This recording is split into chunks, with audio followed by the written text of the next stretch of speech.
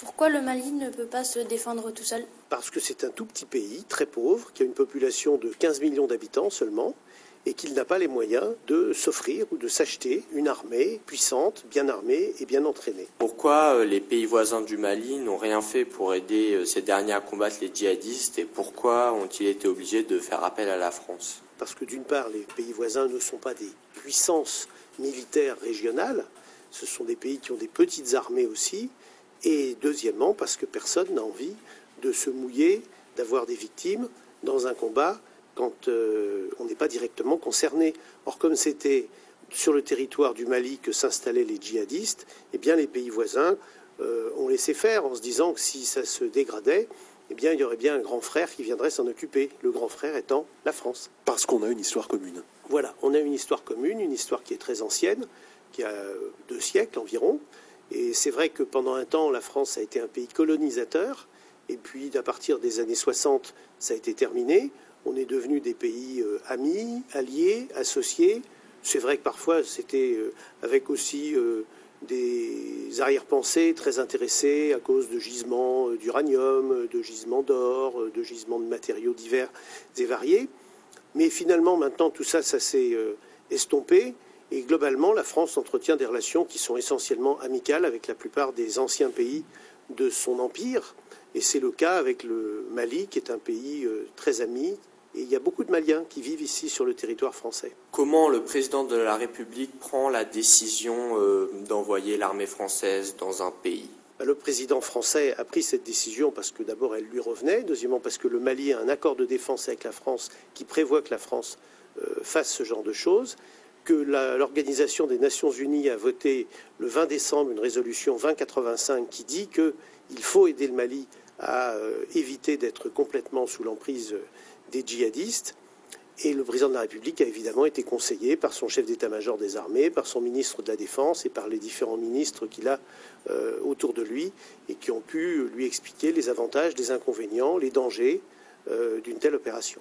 Pourquoi il a envoyé des troupes au Mali maintenant alors que le problème date d'il y a longtemps? Les djihadistes qui occupaient le nord du Mali, au nord du fleuve Niger, d'un seul coup, ils ont lancé une offensive sur Konna et descendant de 80 km encore, ils seraient arrivés sur la route nationale qui mène à Bamako et qu'à partir de là, ils auraient très bien pu prendre la capitale Bamako. Donc il fallait intervenir très rapidement.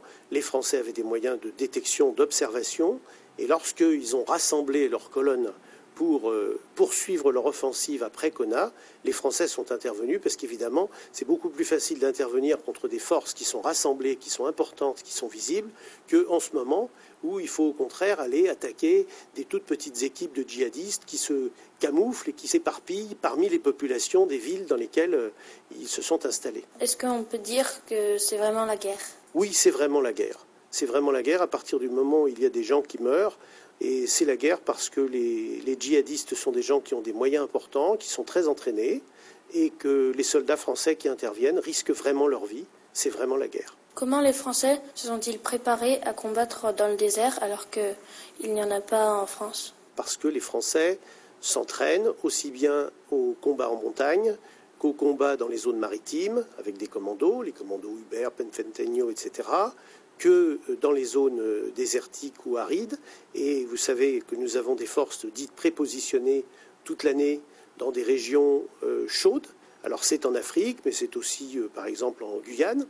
Et on envoie nos légionnaires, on envoie nos troupes par roulement pour remplir les missions de présence française. Et elles font des entraînements communs avec les forces armées des pays de ces régions-là. Donc ça veut dire que les Français sont entraînés à se battre aussi dans le désert. Comment ça se fait qu'il y a des soldats français en Afrique et pas de soldats africains en France? Parce que la France n'a jamais demandé à des pays africains d'amener des soldats pour l'aider à assurer sa sécurité. Et parce qu'il y a peu de pays africains qui en auraient les moyens, il faut reconnaître que ça coûte cher tout ça. Actuellement, la France a 25 500 soldats hors de ses frontières qui participent à des missions dites de souveraineté pour les territoires français ou de présence pour les territoires qui ne sont pas français mais qui nous demandent leur assistance. 25 500 hommes à longueur d'année, ils doivent aussi prendre des congés, se reposer, s'entraîner. Ça représente une grosse part des 250 000 hommes que représente l'ensemble de la défense française. Pourquoi avoir choisi comme nom de code pour l'opération Serval ?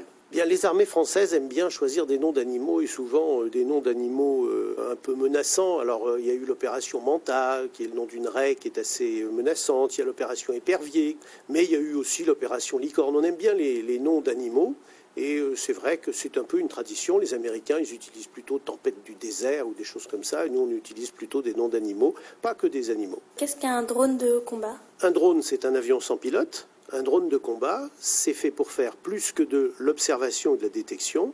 C'est capable de larguer des bombes ou des missiles ou voire de se battre contre d'autres aéronefs, avions ou drones.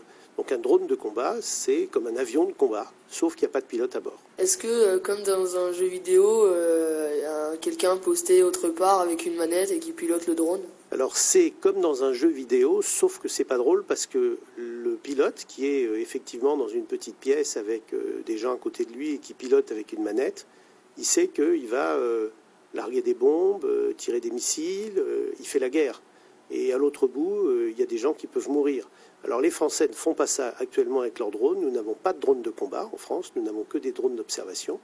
Mais par exemple, les Américains ont mené en Afghanistan beaucoup d'opérations de combat et on sait que les pilotes de ces drones, qui sont à 15 000 km de là, sont des gens qui souffrent énormément de ces missions, exactement comme s'ils étaient à bord d'avions et qu'ils menaient les missions et qu'ils voyaient eux-mêmes de leurs yeux le résultat de leur mission. Est-ce que dans la guerre du futur, c'est possible qu'il n'y ait plus un seul humain sur le combat, mais que tout soit contrôlé à distance ? Ça me paraît difficile et on le voit d'ailleurs dans ce qui se passe en ce moment au Mali. On peut faire beaucoup de choses avec des avions, avec des hélicoptères, avec des satellites, avec des missiles. Mais une fois qu'on a fait bouger des troupes adverses, si on ne vient pas occuper le terrain, eh bien elles reviennent. Donc il faut des soldats au sol pour protéger dans la proximité les populations et pour occuper le terrain.